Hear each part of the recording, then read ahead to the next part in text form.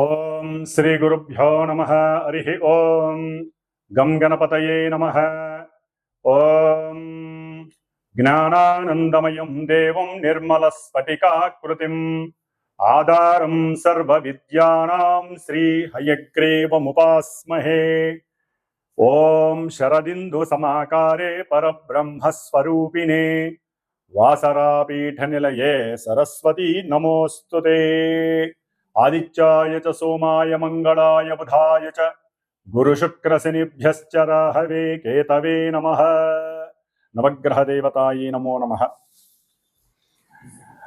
ఈ రోజున వీక్షించేటటువంటి నవగ్రహ భక్తులందరికీ కూడా నవగ్రహ సమాచార విషయంలో మరి ఈ రోజున మనం తెలుసుకోబోయేటటువంటి విషయం ముఖ్యంగా మిథున రాశిలో జూన్ 15వ తేదీన మృగశిర నక్షత్రంలో అడుగుపెట్టినటువంటి సూర్య భగవానుడు, అందులో ఆల్రెడీ మనకి పోయిన నెల మే 14వ తేదీ నుంచి కూడా శుభప్రదాత అయినటువంటి దేవతలకి ఆది గురువు అయినటువంటి గురువు అనగా బృహస్పతి, ఈ యొక్క గ్రహము మిథున రాశిలో ఆల్రెడీ నెల రోజులు బట్టి కూడా సంచారం గావిస్తూ, ఈ సూర్య భగవానుడు ఎప్పుడైతే జూన్ 15వ తేదీన అడుగు పెట్టాడో ఆ రాశిలోకి, అప్పటి నుండి కూడా గురుమూఢమి అనగా ఆయన అడుగు పెట్టడానికి కొన్ని రోజుల ముందే ఆ సూర్యుని యొక్క శక్తి అనగా ఆ యొక్క కిరణాల యొక్క వీక్షణ గురుని యొక్క వీక్షణలను అడ్డుకొని గురుమూఢమిగా మనకి తెలియజేయబడుతోంది శాస్త్రం. అంటే ఈ గురుమూఢమి జూన్ 9వ తేదీ నుండి జూలై 9వ తేదీ అనగా 10వ తేదీ వరకు సూర్య భగవానుడు అంటే రవి గురుల యొక్క కలయిక గురుమూఢమితో శుభకార్యాలకి ఇబ్బందికరమైనటువంటి పరిస్థితులు ఎదుర్కొన్నాయి. అంటే పెళ్ళిళ్ళు కానీ, ఉపనయనాలు కానీ, అట్లాగే గృహప్రవేశాలు, శంకుస్థాపనలు ఇలాంటివి ఏవి కూడా జరపలేనటువంటి పరిస్థితి. ఎందుకంటే గురువు గ్రహాలన్నిటిలోకి అత్యంత శుభ ఫలప్రదాయకుడు. పూర్వపుణ్య ఫలాలన్నిటినీ కూడా తృప్తిగా మానవుడికి ఇచ్చేటటువంటి వాడు గురుడే. మరి ఈ రవి మిగతా గ్రహాలన్నిటినీ కూడా మనం నివసిస్తున్నటువంటి భూమిని కూడా తన చుట్టూ చక్కగా తిప్పుకుంటూ తన యొక్క ఆకర్షణ శక్తితో, ఎందుకంటే సూర్య భగవానుడి యొక్క అంతరంలో ఒక చిన్న సూక్ష్మమైనటువంటి బిందువు దగ్గర గాయత్రీదేవి నివాసం ఉంటుందని శాస్త్రవచనం. అందుకని ఆ సూర్యుని యొక్క శక్తి తట్టుకోలేక అన్ని గ్రహాలు కూడా మూఢత్వాన్ని పొందుతాయి, అంటే బలాన్ని కోల్పోతాయి అని అర్థం. వాటిల్లో ముఖ్యంగా గురువు, అట్లాగే శుక్రుడు చాలా విశేషమైనటువంటి శుక్రమూఢమి, గురమూఢమి అనేటటువంటిది మనకి సంవత్సరంలో 2 సార్లు 1 సారో వస్తూ ఉంటాయి. శుభకార్యాలు ఏవి జరపరు. మరి అలాంటి సూర్యుడు, ఈ సూర్యుడు ముఖ్యంగా అధికారాన్ని, అట్లాగే కీర్తిని, హోదాన్ని, ఉద్యోగ దర్పాన్ని, ఉద్యోగ బాధ్యతలను, అట్లాగే పితృశాసనాన్ని అంటే తండ్రి యొక్క ఆశ్రయాన్ని కానీ, తండ్రి యొక్క ఆదరణని కానీ, పితృసేవా మార్గాన్ని కానీ, అట్లాగే హోదా, అట్లాగే కార్యశీలుడు అంటే ఎటువంటి కార్యాన్నైనా సరే అచంచలంగా, నిర్మోహమాటంగా, ముక్కుసూటిగా నిర్వర్తించేటటువంటి వాడు సూర్య భగవానుడు. కాబట్టి ఈ అధికారానికి ప్లస్ మనకి అంతరిక్షంలో గ్రహాలన్నిటికీ రారాజైనటువంటి ఈ సూర్య భగవానుడు ధనాన్ని, కుటుంబ సౌఖ్యాన్ని, సంతాన కారకత్వాన్ని, వివాహ యోగ్యతలని, అట్లాగే సనాతన సాంప్రదాయాలను, గౌరవాన్ని, ఏ విషయాన్నైనా సరే అఖండంగా వృద్ధిని చేసేటటువంటి ఈ గురువు అనగా బృహస్పతి గ్రహము, ఈ 2 గ్రహాలు కూడా మనకి మేషరాశి నుంచి 3వ స్థానమైనటువంటి విక్రమ స్థానము, పరాక్రమ స్థానము అంటారు. ఈ యొక్క స్థానంలో రవికి చాలా విశేషమైనటువంటి సౌఖ్యకరం ఈ యొక్క క్షేత్రం. ఎందుకంటే ఇది మిత్రుడు, రవికి మిత్రుడైనటువంటి బుధుడు యొక్క క్షేత్రము. కానీ గురుడికి మాత్రము ఈ యొక్క క్షేత్రము శత్రుక్షేత్రము. అతను అంత కంఫర్టబుల్గా అక్కడ ఉండలేడు, సౌఖ్యకరంగా ఉండలేడు. అంటే ధనపరంగా కానీ అతను ఇచ్చేటటువంటి శుభాలకన్నిటికీ కూడా గురుడు కొంత ఇచ్చేటటువంటి పరిస్థితుల యొక్క స్థాయి కొంచెం తగ్గే అవకాశం ఉంటుంది. ముఖ్యంగా రవితో కలిసినటువంటి ఈ గురుడు ఈ మిథున రాశిలో ఉండటం ద్వారా కొంచెం ఇంకా పటుత్వాన్ని కోల్పోయి గురుమూఢమి ద్వారా గురుడిచ్చే ఫలితాలలో కొంత కాంప్లికేషన్స్ ఉంటాయి. అట్లాగే కొన్ని ఇబ్బందికరమైనటువంటి పరిస్థితులు కూడా తలెత్తుతూ ఉంటాయి. మరి ఈ వ్యాపార క్షేత్రమైనటువంటి ఈ యొక్క మిథున రాశిలో రవి మరియు గురుడు రెండు కూడా మిత్రగ్రహాలు, అతిమిత్రగ్రహాలు. సూర్యుడికి గురుడికి కూడా మిత్రత్వం చాలా ఎక్కువ.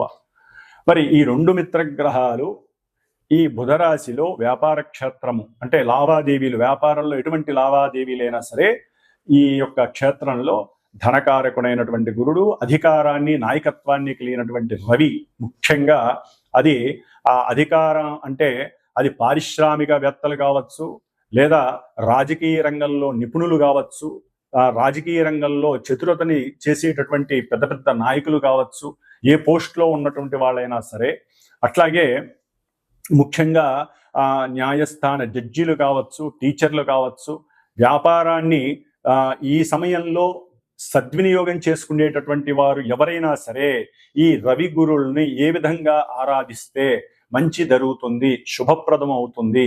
ఈ నెలన్నాళ్ళు కూడా అంటే జూన్ 15వ తేదీ నుండి జూలై 15వ తేదీ వరకు 16వ తేదీ వరకు కూడా ఈ రవి గురుల యొక్క సంగమం అనేటటువంటిది, గురుమూఢం పక్కన పెట్టండి, సంగమం అనేటటువంటిది మనకి మేషరాశ్యాదిగా మీనరాశి పర్యంతం వారు ఉన్నటువంటి స్థానాలను బట్టి, వారు ఉన్నటువంటి మరి నక్షత్రాన్ని బట్టి, అట్లాగే వారికి ఉన్నటువంటి ఆధిపత్య స్థానాలను బట్టి కూడా వారు ఎన్నో రకాలైనటువంటి ప్రభావాలని మన జీవితంలో ఈ నెల రోజులు కూడా చూపించే అవకాశం ఉంటుంది. అందులో ముఖ్యంగా ఇంకొక చిన్న విచిత్రమైనటువంటి విషయం మనకి కనపడుతోంది. రాహువు. ఈ రాహువు కుంభరాశిలో ఉన్నాడు మహానుభావుడు. ఈ రాహువు తన యొక్క ఆ వక్ర దృష్టితో చక్కగా గురు మహానుభావుణ్ణి, మిథున రాశిని, వ్యాపార క్షేత్రాన్ని, ఇప్పుడు రవిని కూడా చూస్తున్నాడు రాహువు. గురుడు చూస్తే రాహు యొక్క నక్షత్రంలోకి మనకి మొన్ననే వచ్చాడు 14వ తారీఖున. అంటే గురుడికి రాహువుతో అత్యంత సంయోగ స్థితి నడుస్తోంది. దీనినే శాస్త్రరీత్యా గురు చండాలత్వ యోగము అని కూడా అంటారు. గురు చండాలత్వం మహాదోషప్రదం ఇది.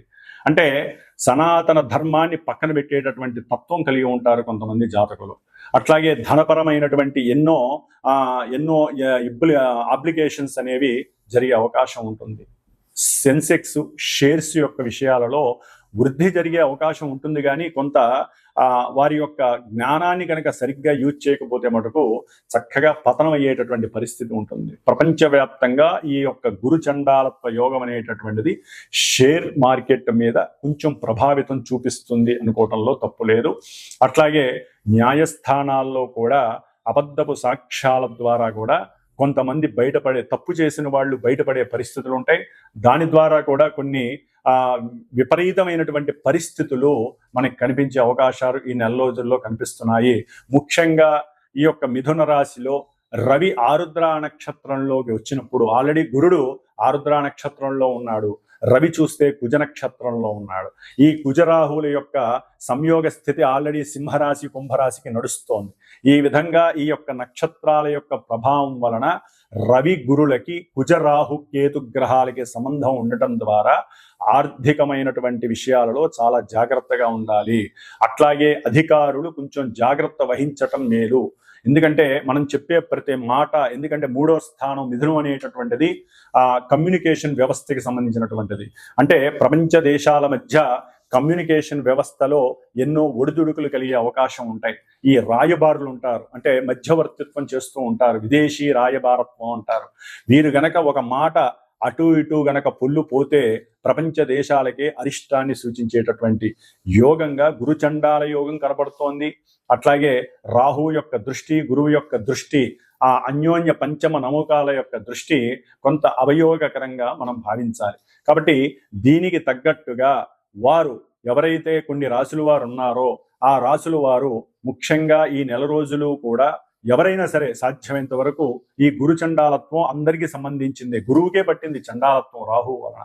కాబట్టి ఈ చండాలత్వ దోషం పోవడానికి మహన్యాసపూర్వక ఏకాదశ రుద్రాభిషేకాలు కానీ, లేకపోతే శివాలయాలలో గురువారాల పూట, శనివారం పూట కానీ, ఆదివారం పూట కానీ రుద్రాభిషేకాలు, రుద్రార్చనలు చేయించుకోవటం, అట్లాగే కాశీ క్షేత్రమో శ్రీశైల క్షేత్రానికో వెళ్ళి దర్శన భాగ్యాన్ని చేసుకోవటం, అంటే శివుణ్ణి ఎక్కువగా ఆరాధించటం, ఓం శివాయ గురవే నమః అనేటటువంటి మంత్రాన్ని ఎక్కువగా స్మరణ చేయటం ద్వారా వీరికి కలిగేటటువంటి కొన్ని ఇబ్బందికరమైనటువంటి విపత్కరమైనటువంటి ఆటంకాలు, అట్లాగే కొంతమంది పెద్ద పెద్ద వాళ్ళ యొక్క వాళ్ళ నుంచి కలిగేటటువంటి ఇబ్బందుల నుంచి తప్పించుకునేటటువంటి అవకాశం ఎక్కువగా ఉంటుంది.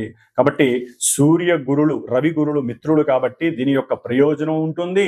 వాళ్ళు ఉన్నటువంటి ఆధిపత్య భావాలను బట్టి కొంత అప్రయోజనకరమైనటువంటి పరిస్థితులు కూడా ఈ నెల రోజుల్లో కూడా కొన్ని రాశుల వారికి కనపడుతూ ఉంటాయి. కాబట్టి మేషరాశి నుంచి మీనరాశి వారి వరకు ఏ రాశుల వారికి ఈ రవి గురులు ఇక్కడ ఉండటం ద్వారా శుభాలు జరుగుతాయి, కొంతమందికి ఇబ్బందులు కలుగుతాయి అనేటటువంటి విషయాన్ని మనం చక్కగా తెలుసుకోగలిగితే గనక దానికి తగ్గట్టుగా పరిహారం ఆచరిస్తూ, సింపుల్ పరిహారాలు ఆచరిస్తూ మనం ఈ నెల రోజులు ఈ 2 గ్రహాలు ఇచ్చేటటువంటి ఫలితాలని ఆస్వాదిస్తూ మనం చేసుకునేటటువంటి చిన్న చిన్న పరిహారాల ద్వారా చక్కటి ప్రయోజనాన్ని అట్లాగే రవి ఆత్మశక్తిని ప్రబోధిస్తాడు. అంటే ఆత్మశక్తి ఎక్కడా కూడా నెగ్లెక్ట్ చేయడు. అంత ప్రణాళికల ద్వారా గురుడు కూడా ప్రణాళికాబద్ధంగా చక్కటి లోక జ్ఞానాన్ని ఆస్వాదించి ఆ లోక జ్ఞానాన్ని తను స్వీకరించి వెదజల్లుతూ ఉంటాడు. కాబట్టి ఇప్పుడు కొంచెం బలహీనంగా ఉన్నాడు కాబట్టి గురుడికి ఏం చేయాలో కూడా మనం చూద్దాం.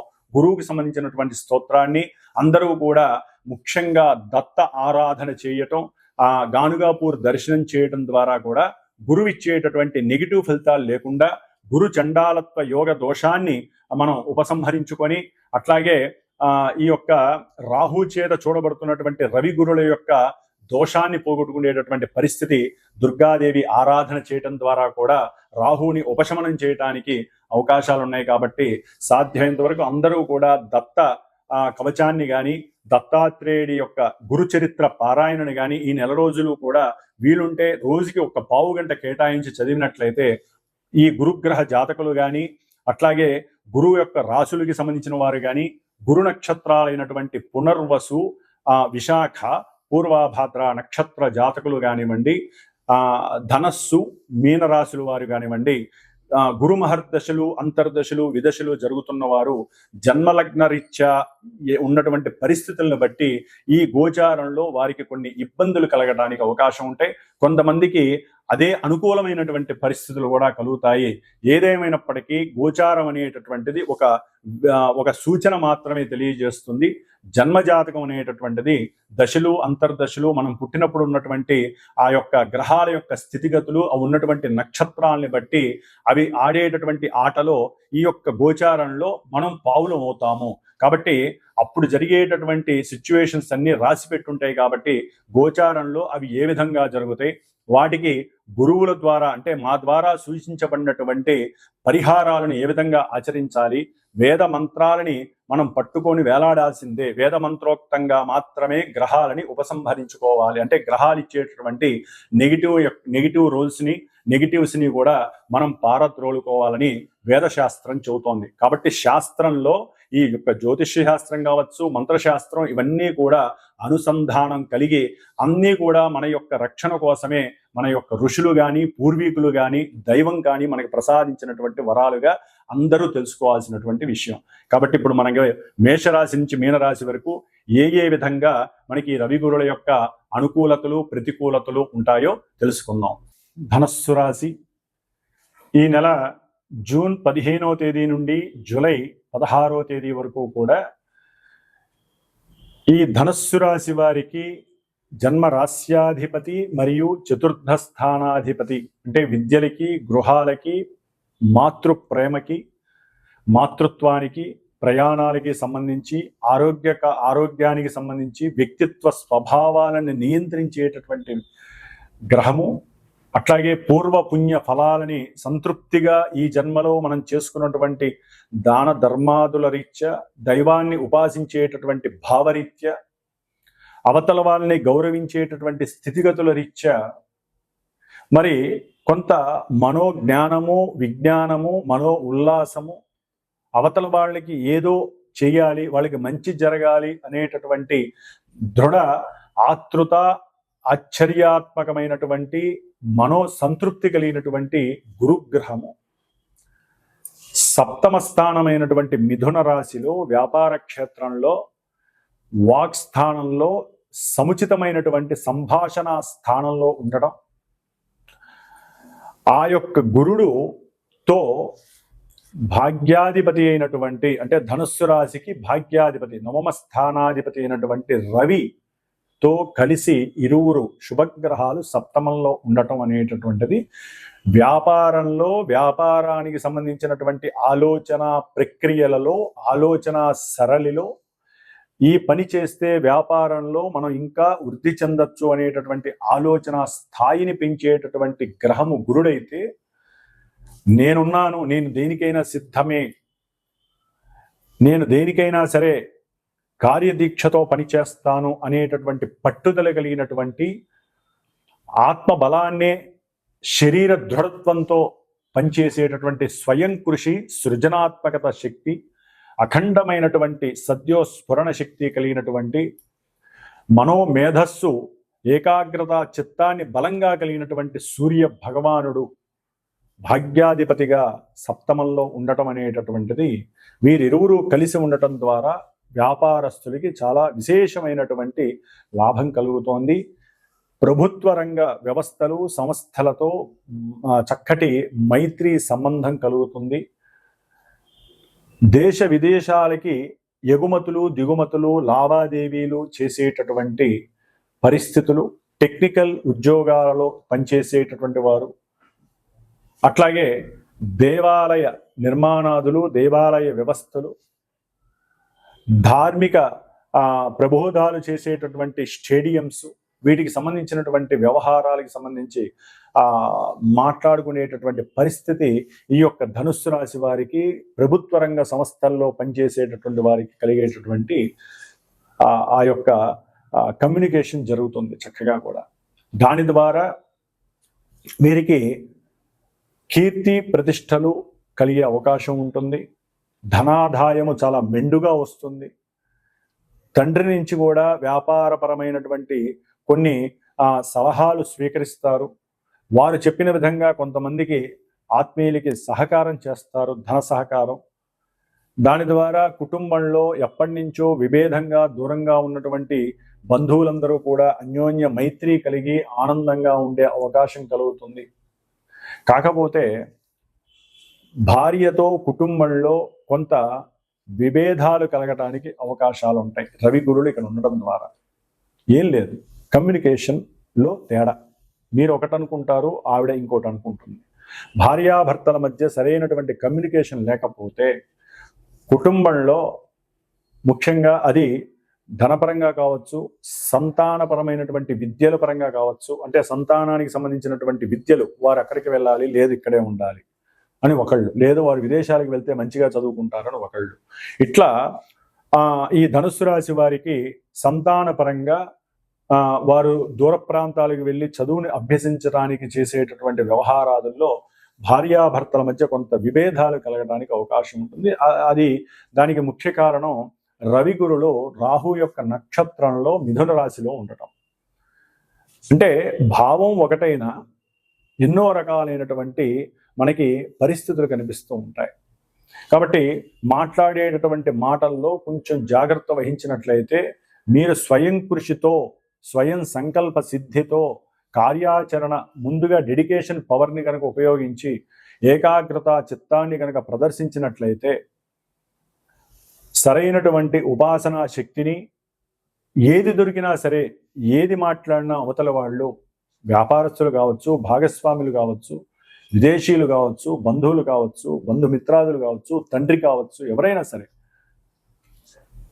ఎవరు మాట్లాడినా తృప్తిగా దాన్ని కనుక మీరు అనుభవించగలిగినట్లయితే, వారితో జాగ్రత్తగా ఆచితూచి మాట్లాడి మీకు కావలసిన పని కనుక చేపెట్టుకునేటటువంటి పరిస్థితి చూస్తే ఈ రవి గురుల యొక్క సంయోగ స్థితి మీ కమ్యూనికేషన్ని ఒక స్థాయికి పెంచి వ్యాపారంలో ఒక స్థితిని చేర్చుకునేటటువంటి పరిస్థితి కలుగుతుంది. ప్రభుత్వ రంగ వ్యవస్థల ద్వారా సహాయ సహకారాలు అందుతాయి. అట్లాగే మీకు చక్కటి గృహ లాభ పరిస్థితి కలుగుతోంది. అది గృహ కట్టడం కావచ్చు, ఏదైనా ఒక స్థలము కానీ గృహము కానీ అమ్మి వ్యాపారంలో దాన్ని పెట్టుబడిగా పెట్టి, అంటే అది తండ్రి యొక్క ఆస్తి కావచ్చు, మీ యొక్క ఆస్తి కావచ్చు, వ్యాపారంలో పెట్టుబడిగా పెట్టి ధనార్జనని మెండుగా రాబట్టుకోవడానికి చేసే ప్రయత్నాలు కూడా మీకు సఫలీకరిస్తాయి. కాబట్టి ఆరోగ్య విషయంలో కొంత జాగ్రత్త వహించండి. ధనుస్సు రాశి వారు సప్తమంలో, మొన్నటి వరకు షష్టమంలో సకల కార్య విజయాలు ఇచ్చినప్పటికీ కూడా సప్తమంలో రవి ఉండటం ద్వారా భార్య యొక్క ఆరోగ్యము, భర్త యొక్క ఆరోగ్యం పట్ల శ్రద్ధ వహించడం చాలా విశేషప్రదం. ముఖ్యంగా థైరాయిడ్ సమస్య ఉన్నటువంటి వారికి కొంత ఇబ్బందికరమైనటువంటి పరిస్థితి అనే చెప్పుకోవాలి. చేసేటటువంటి దూర ప్రాంత ప్రదేశాలు కానివ్వండి, లేకపోతే దగ్గరలో ఉన్నటువంటి ప్రయాణాల యందు కానివ్వండి, కొంచెం జాగ్రత్త వహించటం మంచిది. అనవసరమైనటువంటి మాట పెంచుకొని గొడవలు సృష్టించుకోకపోతే చేసే ప్రయాణాలు సౌఖ్యవంతంగా అయ్యే అవకాశం ఉంటుంది. కాబట్టి ఈ విధంగా ముఖ్యంగా చదువుకునేటటువంటి విద్యార్థులు నూతన ఆవిష్కరణ వైపు తన యొక్క ఆలోచన శక్తిని మెండుగా తీసుకువెళ్ళడానికి ఎక్కువ ఆస్కారాలు ఉన్నాయి.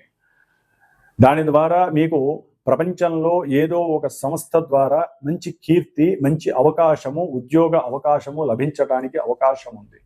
వయసు కాని వయసులో మీకున్నటువంటి నాలెడ్జ్ని ప్రపంచానికి విస్తృతం చేయటం ద్వారా, మీకున్నటువంటి నూతన ఆవిష్కరణకి సంబంధించినటువంటి న్యూ ఆలోచనలు, థాట్స్ని వ్యక్తీకరించడం ద్వారా, భావ వ్యక్తీకరణం వల్ల అది అంటే ముఖ్యంగా అది క్రికెట్ కావచ్చు, లలిత కళలు కావచ్చు, విద్య అంటే మనకి సమస్త కళలకి సంబంధించినటువంటిది. 64 కళలు. ఏ కళ అయినా సరే మిమ్మల్ని విస్తృతపరిచి మీకు ఉన్నటువంటి ఆలోచన ప్రతిభా పాటలను చక్కగా విస్తృతం చేసి ప్రపంచానికి మీరంటే ఏంటో గుర్తింపు తెచ్చేటటువంటి పరిస్థితి ఈ నెల రోజుల్లో కొంతమందికి కలిగే అవకాశం ఉంటుంది. కాబట్టి ధనుస్సు రాశి వారు సూర్యగ్రహ దోష, సప్తమ స్థాన దోష పరిహారార్థమై చక్కగా సూర్య భగవానుడికి ప్రతి ఆదివారము 4 ఆదివారాలు 6 ఒత్తులతో దీపారాధన ఆవునేతితో చేసి కొంచెం గోధుమ నూక స్వామివారి దగ్గర అష్టోత్తరంతో అర్చన చేయడం ద్వారా వ్యాపారంలో వృద్ధి కలుగుతుంది.